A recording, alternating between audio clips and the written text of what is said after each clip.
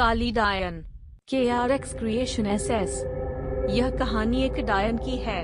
काली डायन इस कहानी का नाम है। दोस्तों, मैंने यह कहानी बनाकर नहीं लिखी। यह कहानी एक सचमुच की घटना है जो कि मैंने अपनी दादी से सुनी है और बहुत पुरानी है। कुछ लोगों का मानना है कि भूतों का कोई अस्तित्व नहीं होता है। आप लोग जानते हैं भगवान का अस्तित्व होता है। तो भूतों का क्यों नहीं? सभी ने रामायण और महाभारत जैसे ग्रंथों में पढ़ा या किसी से सुना होगा कि भगवान जब इस धरती पर थे तब भी भूत पिशाच हुआ करते थे। भगवान निराकार है। निराकार का अर्थ होता है जिसका कोई आकार नहीं होता। जो लोग जिस रूप में भगवान को पूजते हैं, भगवान उसी रूप में उसे दिखाई देते हैं। तो प्रेम से बोलिए भक्त और भगवान की जय। और समय व्यर्थ न करते हुए मैं आपको अपनी कहानी की ओर ले चलता हूँ। बहुत पुरानी बात है। तब पानी के ज्यादा साधन नहीं हुआ करते। लोग कुएं, बावड़ी, तालाब आदि से पानी पिया करते थे। तो यह कहानी भी एक तालाब की है जो कि उस काली डायन के जादू से अमृत से जहर बन गया था। यह डायन कैसे बनी, कैसे इस तालाब का पानी विष बन गया, मैं यह कहानी आपको बताता हूँ। एक गांव में एक औरत के कोई बच्चा नहीं था। वह औरत गांव के मुखिया की पत्नी थी। उसके शादी को काफी समय हो गया था।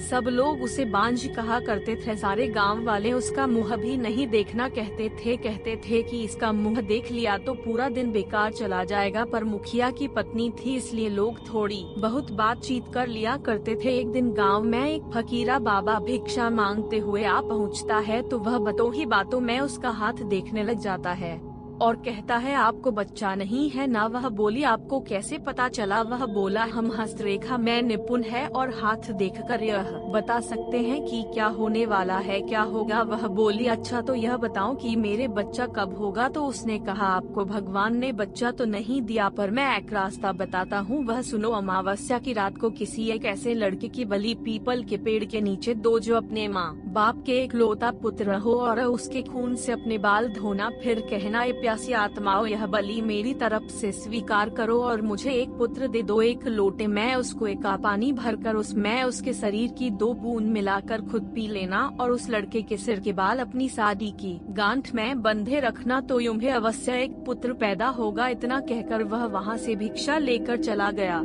उस दिन के ठीक 3 दिन बाद अमावस्या थी। उस औरत ने वही किया जो उस बाबा ने बताया था। उसने अपने देवरानी के लड़के की बलि दे दी और खून की 2 बूंदे पानी में मिलाकर खुद पी लिया और उस सिर के कुछ बाल को काटकर अपनी गांठ में बांध लिया और बिना पीछे मुड़े अपने घर आ गई। सुबह गांव वालों को पता चला कि मुखिए के भाई के बेटे को किसी ने मार के वहाँ फेंक रखा है। जब यह बात मुखिए और उसके भाई ने सुनी तो वह नंगे पैर दौड़ पड़े। धीरे धीरे सारा गाँव इकट्ठा हो गया। उस लड़के की माँ का रो बुरा हो गया था। तब किसी व्यक्ति ने हिम्मत जुटाकर उस सिर को धड़ से जोड़ा और उसे नदी में बहाने की सलाह दी। वैसा ही किया। लोगों ने उस लाश को पानी में बहा दिया। सब लोग यही कह रहे थे, किसने किया, यह सब कैसे हुआ? सब लोगों के लिए यह घटना चिंता का विषय बन गई थी।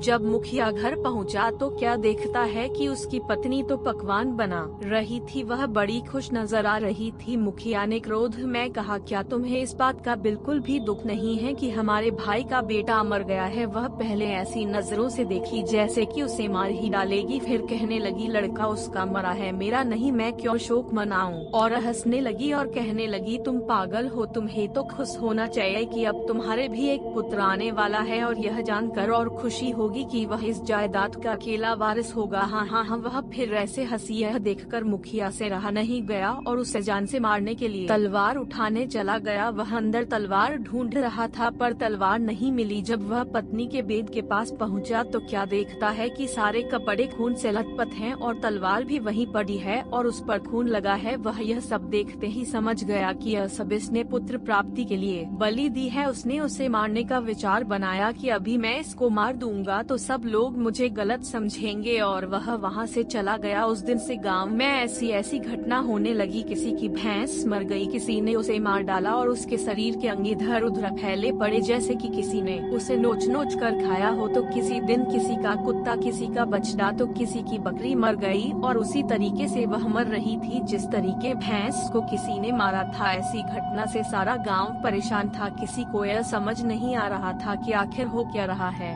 एक दिन की बात है।